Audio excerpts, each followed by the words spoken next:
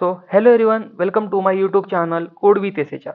Previous video में हमने conditional statement देखे थे, लूपिंग स्टेटमेंट देखा था। आज हमें जंप स्टेटमेंट देखना है। तो जंप स्टेटमेंट में आता है ब्रेक देन कंटिन्यू। तो break and continue, so both are the keyword. दोनों जो है ना वो कीवर्ड है। ओके, तो कीवर्ड मतलब होता है कि जावा के डिक्शनरी में इसका पहले से ही इम्प्लीमेंटेशन लिख के रखा है, इसका कोड जावा ने पहले से लिख कर रखा है, बस हमें उस कीवर्ड को यूज करना है। ये जो मेरा ब्रेक कीवर्ड है वो कोड को ब्रेक करने का काम करता है, एंड कंटिन्यू कीवर्ड कोड को कंटिन्यू करने का काम करता है। तो हम जब इसको कोड में लिखेंगे तब हमें प्रॉपर इसका पता चल जाएगा कि ब्रेक एंड कंटिन्यू किस तरह काम करता है। तो देखो, मैं मेरे कोड में गया एंड सिंपल मैं यहाँ पे क्या करता हूँ, फॉर लूप लगाता हूँ। एंड उस फॉर लूप में सबसे पहले तो मैं इनिशियलाइज करता हूँ int i is equal to 0 से लेके i is less than is equal to 5 तक चला जाता हूँ मैं, ठीक है। एंड एक एक से मैं बढ़ाता हूँ आई को। एंड यहाँ पे सिंपल मैं आई को प्रिंट करता हूँ, ठीक है। आई को देखो, मैं इसको सिंपल रन करता हूँ तो इसका आउटपुट देखो 0 से लेके 5 तक प्रिंट होके आ गया है। बट अभी मैं यहाँ पे एक लॉजिक लगाता हूँ, अगर इफ, ठीक है, इफ आई इक्वल टू 2, मतलब जब आई की वैल्यू 2 के बराबर हो जाए तब यहाँ पे एक कीवर्ड लगाता हूँ जिसका नाम है ब्रेक।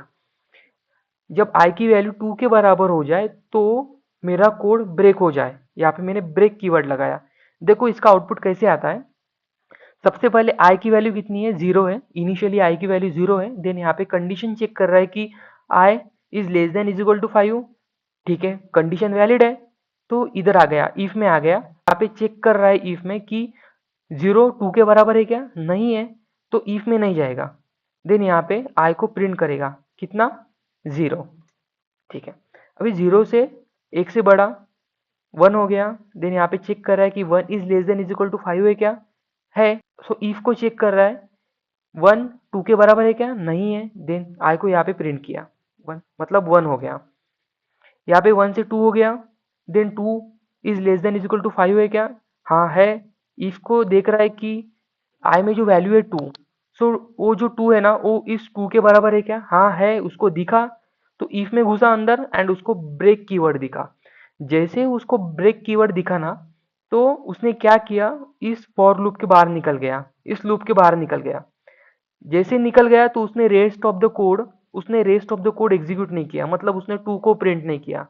ओनली उसने एक आइट्रेशन घुमा, 0 को प्रिंट किया। देन दूसरी आइट्रेशन घुमा, मतलब 1 को प्रिंट किया। जब आई की वैल्यू 2 हो गई, इफ को चेक कर रहा है कि 2 के बराबर है, वैसे ही उसको ब्रेक दिखा तो उसने उस लूप को बीच में से तोड़ दिया, ब्रेक कर दिया एंड लूप के बाहर निकल गया। तो देखो इसका आउटपुट क्या आता है, 0 एंड 1। 2 को प्रिंट नहीं करेगा। ब्रेक कीवर्ड क्या करता है, रेस्ट ऑफ द कोड को छोड़ देता है। जैसे ही उसको ब्रेक कीवर्ड दिखा ना तो वो लूप के बाहर निकल जाता है। अभी इस ब्रेक के जगह में कंटिन्यू को पुट अप करता हूँ। कंटिन्यू, अभी हम कंटिन्यू के बारे में देखेंगे। देखो, इनिशियली आई की वैल्यू 0 है। यहाँ पे कंडीशन चेक कर रहा है कि 0 is less than is equal to 5, हाँ कंडीशन वैलिड है। यहाँ पे चेक कर रहा है कि 0 2 के बराबर है क्या, नहीं है, तो इफ में नहीं जाएगा। देन यहाँ पे आई को प्रिंट किया, मतलब किसको, 0 को, ठीक है। अभी 0 से 1 हो गई।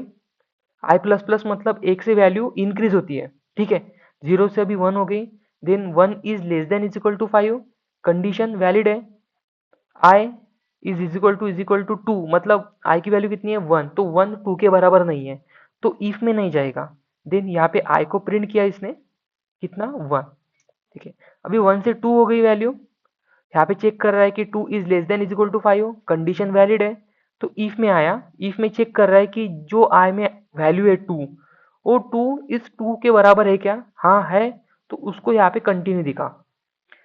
जब उसको कंटिन्यू दिखा ना तो rest of the code execute नहीं करता है, नीचे नहीं आएगा।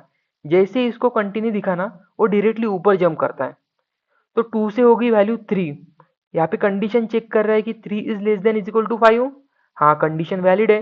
यहाँ पे चेक कर रहा है कि 3 2 के बराबर है क्या, नहीं है। देन यहाँ पे आई को प्रिंट किया, मतलब किसको, 3 को प्रिंट किया। तो देखो यार, उसने 2 को प्रिंट नहीं किया। जब आई की वैल्यू 2 हो गई थी ना, तो वो नीचे नहीं आया, रेस्ट ऑफ द कोड को एग्जीक्यूट नहीं किया। जैसे ही उसको 2 दिखा, तो डायरेक्टली उसने ऊपर जंप किया।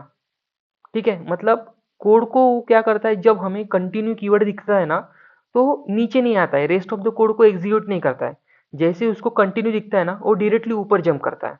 ठीक है, 3 हो गई।